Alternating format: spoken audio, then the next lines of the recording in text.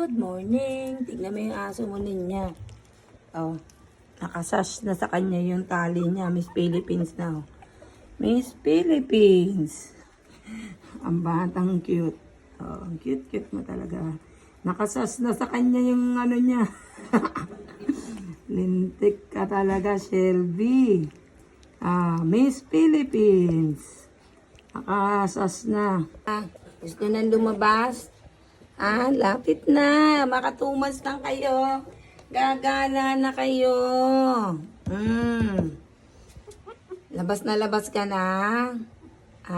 Labas na yan. Asa na yung message na yan? Ayan, oh. Ninya, tingnan mo naman yung aso mo.